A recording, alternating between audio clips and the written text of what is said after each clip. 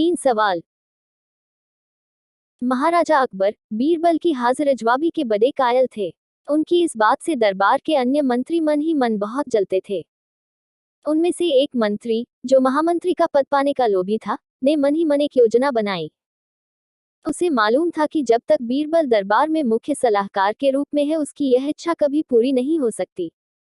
एक दिन दरबार में अकबर ने बीरबल की हाजिर-ए-जवाबी की बहुत प्रशंसा की। यह सब सुनकर उस मंत्री को बहुत गुस्सा आया। उसने महाराज से कहा कि यदि बीरबल मेरे 3 सवालों का उत्तर सही सही दे देता है तो मैं उसकी बुद्धिमत्ता को स्वीकार कर लूंगा, और यदि नहीं तो इससे यह सिद्ध होता है कि वह महाराज का चापलूस है। अकबर को मालूम था कि बीरबल उसके सवालों का जवाब जरूर दे देगा, इसलिए उन्होंने उस मंत्री की बात स्वीकार कर ली। उस मंत्री के 3 सवाल थे। आकाश में कितने तारे हैं? धरती का केंद्र कहाँ है? सारे संसार में कितने स्त्री और कितने पुरुष हैं? अकबर ने फौरन बीरबल से इन सवालों के जवाब देने के लिए कहा, और शर्त रखी कि यदि वह इनका उत्तर नहीं जानता है तो मुख्य सलाहकार का पद छोड़ने के लिए तैयार रहे।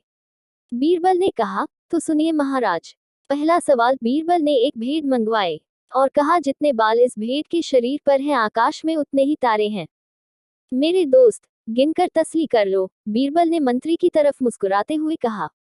दूसरा सवाल। बीरबल ने जमीन पर कुछ लकीरें खींची और कुछ हिसाब लगाया। फिर एक लोहे की छड़ मंगवाई गई और उसे एक जगह गाड़ दिया, और बीरबल ने महाराज से कहा, महाराज, बिल्कुल इसी जगह धरती का केंद्र है, चाहे तो आप स्वयं जांच लें। महाराज बोले, ठीक है, अब तीसरे सवाल के बारे में कहो। अब महाराज, तीसरे सवाल का जवाब बड़ा मुश्किल है, क्योंकि इस दुनिया में कुछ लोग ऐसे हैं जो ना तो स्त्री की श्रेणी में आते हैं और ना ही पुरुषों की श्रेणी। उनमें से कुछ लोग तो हमारे दरबार में भी उपस्थित हैं, जैसे कि ये मंत्री जी।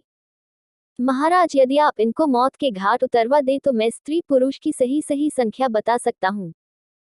अब मंत्री जी सवालों का जवाब छोड़कर थर थर कांपने लगे और महाराज से बोले, महाराज, बस बस, मुझे मेरे सवालों का जवाब मिल गया। मैं बीरबल की बुद्धिमानी को मान गया हूँ। महाराज हमेशा की तरह बीरबल की तरफ पीठ करके हंसने लगे और इसी बीच वह मंत्री दरबार से खिसक लिया।